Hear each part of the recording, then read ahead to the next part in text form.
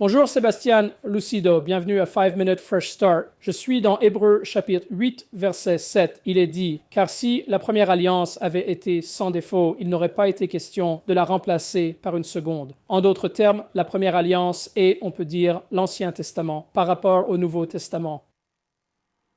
Parce qu'en trouvant des défauts en eux, il dit, « Voici, les jours viennent, dit le Seigneur, où je ferai une nouvelle alliance avec la maison d'Israël et avec la maison de Juda, non selon l'alliance que j'ai faite avec leur père le jour où je les ai pris par la main et les ai conduits hors du pays d'Égypte, parce qu'ils n'ont pas continué dans mon alliance et je les ai négligés, dit le Seigneur. Car c'est l'alliance que je ferai avec la maison d'Israël après ces jours-là, dit le Seigneur. Je mettrai mes lois dans leur esprit et je les écrirai dans leur cœur. Je serai leur Dieu et ils seront mon peuple. Aucun d'eux n'enseignera son voisin ni aucun de ses frères en disant « Connaissez le Seigneur », car tous me connaîtront, du plus petit d'entre eux au plus grand d'entre eux.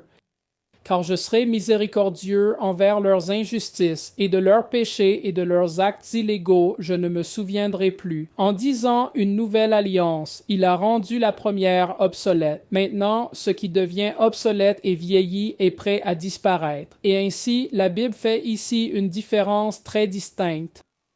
Dans l'Ancien Testament ou l'Ancienne Alliance, personne n'a jamais été sauvé. Ils étaient tous injustes. Même Isaïe, Jérémie, David, ils étaient injustes. Mais cela leur était compté comme justice. En d'autres termes, leur croyance en le Messie à venir et Dieu leur comptait comme justice. Mais ils ne pouvaient toujours pas aller au paradis parce qu'ils étaient, au fond, toujours injustes. Ainsi, le monde dans l'Ancien Testament est divisé entre les personnes injustes qui n'ont jamais connu Dieu ou le Messie à venir, et ceux qui croyaient obéissaient à la loi et croyaient qu'il y avait un Messie à venir, cela leur était compté. Ils sont donc allés en enfer, dans un endroit appelé paradis, et les injustes sont allés dans un endroit en enfer, appelé tourment. Il y a donc ces deux endroits en enfer, toujours absents de Dieu. Ainsi, personne dans l'Ancien Testament, pas une seule personne, n'est jamais allé au ciel jusqu'à ce que Jésus vienne et paie le prix. Ainsi, l'alliance dont Dieu parle ici est l'alliance que Dieu a jurée à Jésus dans Genèse chapitre 15, puis Jésus a juré à Abraham. Donc, nous sommes la descendance spirituelle d'Abraham. Alors, Dieu a juré à Jésus que si tu fais ceci, ceci, ceci et ceci, le plan de l'Évangile, et que tu prends leurs péchés et qu'ils croient en toi par la foi comme Abraham a cru en toi, alors je les rendrai justes parce que tu seras juste. Donc, en Christ Jésus, nous sommes justes. Je suis la justice de Dieu en Christ Jésus. Vous êtes la justice de Dieu en Christ Jésus. Comment est-ce possible? Parce que Jésus était juste. Notre foi en lui permet à Dieu de nous rendre justes. Nous devenons la justice de Dieu en lui, donc nous sommes aussi justes que Dieu dans notre esprit et maintenant le Saint-Esprit peut venir et vivre dans nos vies. Alors, quand vous prenez du recul et que vous regardez cela, Dieu devait faire un plan qui ne dépendait pas de l'homme. Il nous a regardés et il a dit, vous savez, si je fais un plan qui dépend d'eux, personne ne sera de nouveau juste. Tout le monde sera encore injuste. Alors, ce qu'il a fait, c'est qu'il a fait de Jésus un homme sans péché, né en dehors de la transgression d'Adam.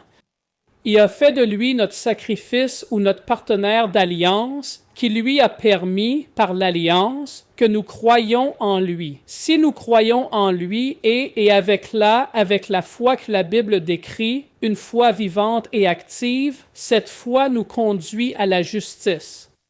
Et donc maintenant, nous sommes aussi justes que Dieu, nous sommes dans la salle du trône de Dieu.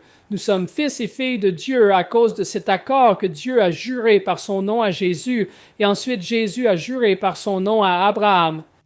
Et finalement, il est devenu la semence d'Abraham et a payé le prix pour Dieu. Alors maintenant, tout est bien, n'est-ce pas? Amen. Que Dieu vous bénisse. Alors voilà, veuillez prier pour devenir partenaire avec nous. Nous faisons de grandes choses au ministère. J'ai écrit nous avons 12 cahiers d'exercices et je viens d'écrire mon deuxième livre intitulé Héros, méchants et l'entre-deux. Il devrait sortir probablement dans un mois. Nous faisons ces 5 minutes de nouveau départ en 7 langues, y compris l'anglais. Nous faisons des programmes qui ont des cahiers d'exercices et des vidéos. Nous en avons 12 de terminés et presque tout cela est gratuit. Les seules choses pour lesquelles nous facturons sont celles où nous avons un éditeur et ils ont une part du livre.